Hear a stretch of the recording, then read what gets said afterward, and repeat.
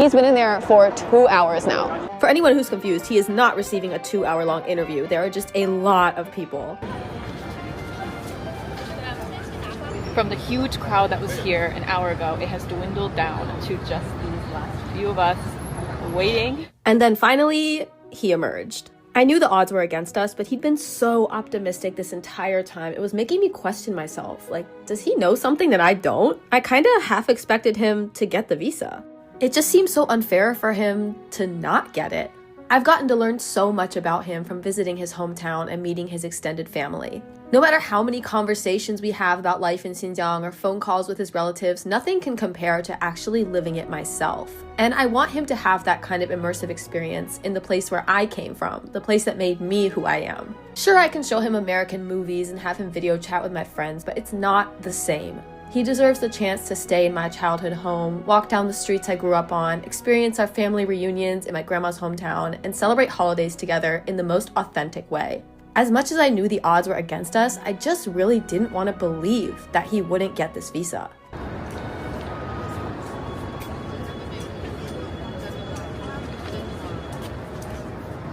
So after all of that, they think he wants to immigrate.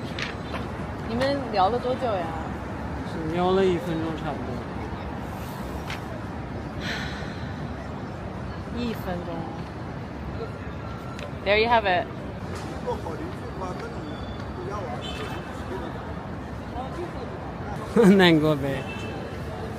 You're eligible for a green card technically, but you're also not eligible, and then you should be able to get a tourist visa, right? No, you can't really, because they'll just tell you to go get a green card, and then you're just stuck in this limbo like forever and ever.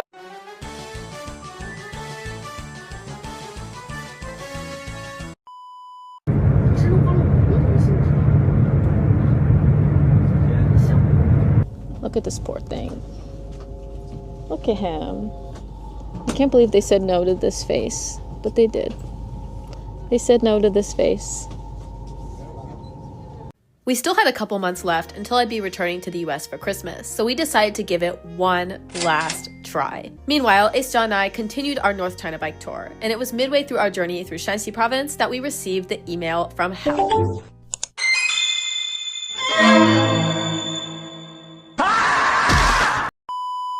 Asajon's interview had been cancelled, and all slots for Shanghai were completely full for the rest of December. So I had to cancel his entire application and resubmit it for Wuhan. We continued on our bike tour for another week or so, blissfully unaware that a disaster was brewing for his Wuhan interview as well. We arrived in the city of Linfen, which marked the end of the Shanxi section of our bike tour. We got on the train and returned to Hangzhou, enjoyed some lovely fall weather, and then it was time to head to Wuhan. So Ace-chan is not in a very good mood today, unfortunately. It is not like the previous time where he was all bubbly and happy and cheerful and thought he had an 80% chance of getting that visa. He is just not in a good mood today. So I don't know how it's gonna go, because last time he was literally the most cheerful little sunshine in the world, and then that visa officer stepped on him and squashed him, and now his eyes have been opened to the cruelty of this world. 我们去武汉 过2天回来。对对。Guys, I have really unfortunate news. I just got a call from the consulate in Wuhan. They canceled his interview because they said that I filled something out wrong. I scheduled him for Shanghai. His interview got canceled. Like, they just canceled it because, oh, we're not doing interviews at that time anymore, reschedule. So I rescheduled him for Wuhan. And just somewhere along this process, just like something got messed up. And they were like, reschedule for the afternoon of the 5th, but how? Because technically the 5th is full.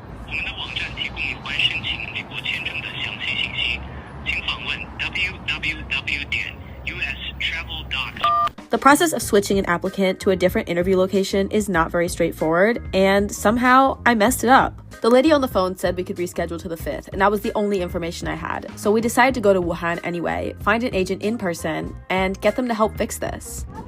第一次被拒的时候特别难受，然后这次我也感觉心里已经有数了，感觉充分的准备好了。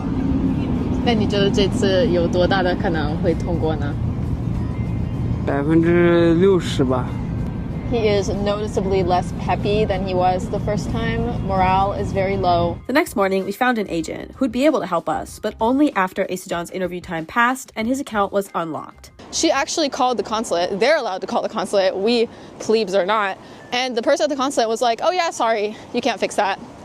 You're just gonna have to wait. They lock down your account 3 days before your interview. And the person called me yesterday. And I just wish they had told me that in the first place. Like, if you're gonna go through the effort of calling me, why would you not give me the right information and be like, hey, something's messed up, his account's locked, wait a couple days till his interview passes, and then reschedule him, you're gonna be at the bottom of the pile, sucks to be you.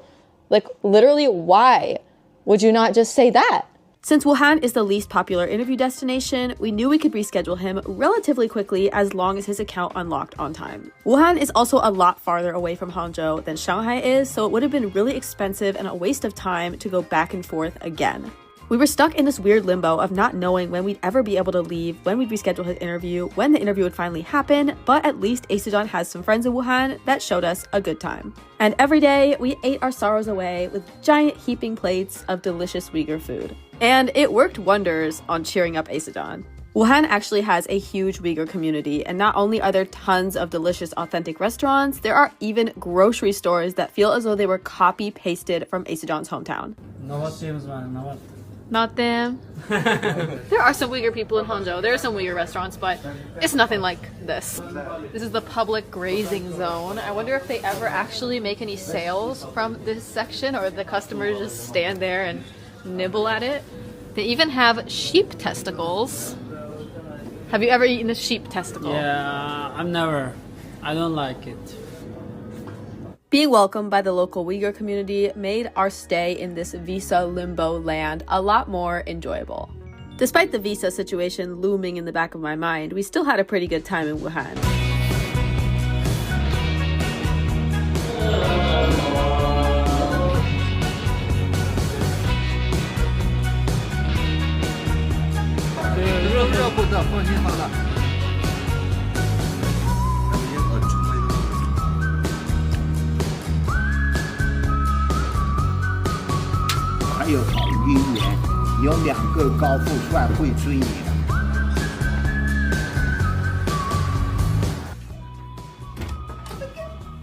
Look who's home. Look who's here with a new haircut. Look at him all fresh for his interview. Look at this handsome thing.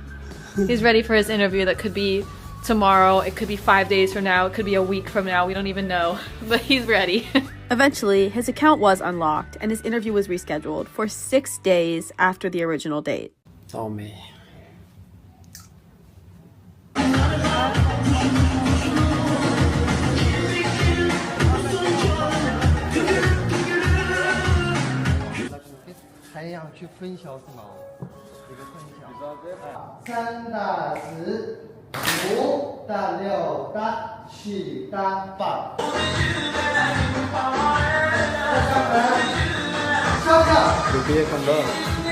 슈. 에서잔든 역시. 완전.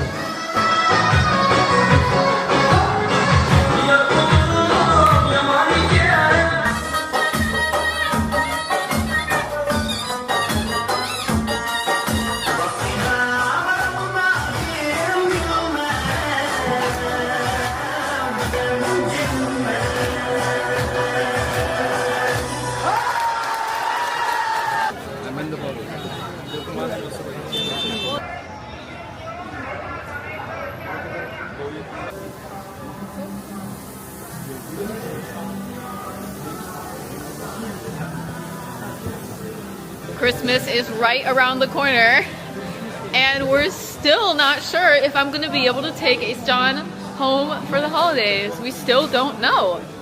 We're gonna have to wait another 4 days for his interview.